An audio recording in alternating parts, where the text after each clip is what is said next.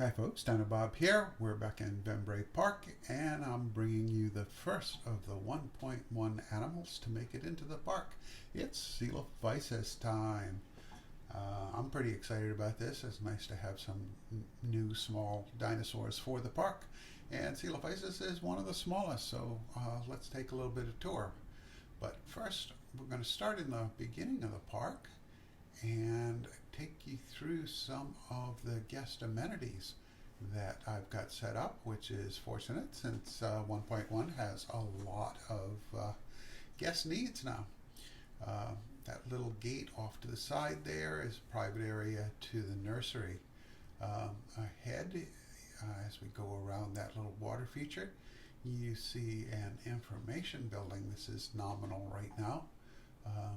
It does have a counter in there, but it's not really an information counter. So a little bit of decor inside. I want to do some more stuff to it, but haven't gotten that far yet. And ahead you see a little oasis with a number of restaurants and that little kiosk off to the left. And then over on the opposite is a merchandise store. We'll go into the oasis. You can see the individual restaurants on the left, and there's seating areas on the right, and a couple of planters. And the whole thing is screened off from the main path for our diners' privacy, or at least more private than having everybody streaming past to go to see the new Ceolophysis. So as we come out of the deeper park's end of the oasis, you can see some rocks ahead, and that's the start of where we'll be heading to. And you'll also be seeing some of the new desert foliage. That's a major feature for this animal since that's a habitat it likes. In the entry area to this, you can see the Triassic period sign, which is something I'll be incorporating more into the zoo, and also a somewhat bumpy map of the late Triassic world view with Laurasia and Gondwana busy in the process of separating and becoming their own continents. So I've actually put all three skins in here, and we're going to pop through the fence and take a brief look at one of them. The reason I'm doing this is recent study that has indicated that Ceolophysis almost certainly needed insulation to survive in the environment it was living in. I don't know if that goes for all of Laurasia, but I'm got my headcanon going that some of these non-feathered skins are from other parts of this enormous continent where the environment wasn't quite so harsh. There's one in the distance there circling underneath that circling cursor. We'll take some cinematic looks at the animals in a little bit. So we come up to this shelter building, and it sort of shares a central location for all three of these skins. Yeah, we're peeking under the railing there to take a look at that guy walking through. I really like all three of these skins, both the probably more authentic one with the feathers, which we're coming to, and the two really neatly done sort of deserty skins. I like both of them. It was really hard to decide what to do just one, so I decided to do all three. And like I say, the headcanon is that maybe these are from different parts of the continent, or maybe this is stuff that the genetics team recovered and didn't quite have it quite right, so they filled in with the wrong stuff, or maybe not. But anyway, it shows off all three skins. And also you'll be seeing some of the desert foliage, which is quite a nice range.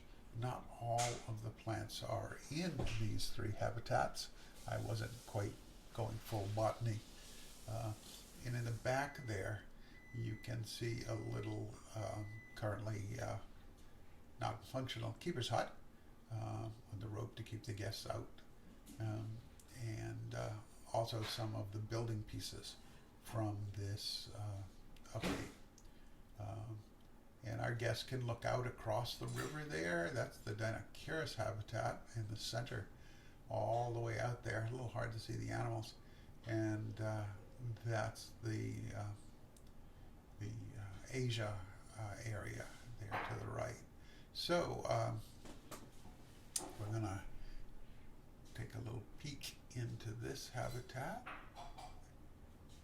from this area, so you get a different view of it. So multiple viewpoints for this habitat, and the first one we looked at, and a little bit less so from the second one. And the building opens up on the other side and go down this path, and in this case, yes, one more look at the Ceolophysis habitat, and a look back to see what we're seeing. We'll spin back around, and when I said down, I wasn't kidding. We're going to literally go down a fairly steep slope to connect this Triassic excursion back to the rest of the park. And the plaza here with the South America and North America entrances. We'll be in North America in a bit. More some dinos in the next video, I think, and then back with another new dinosaur, Dilophosaurus, I think. We'll see. Things may change. This is the aerial view of that habitat area to give you a feel for how it's laid out. So now it's time to look at animals.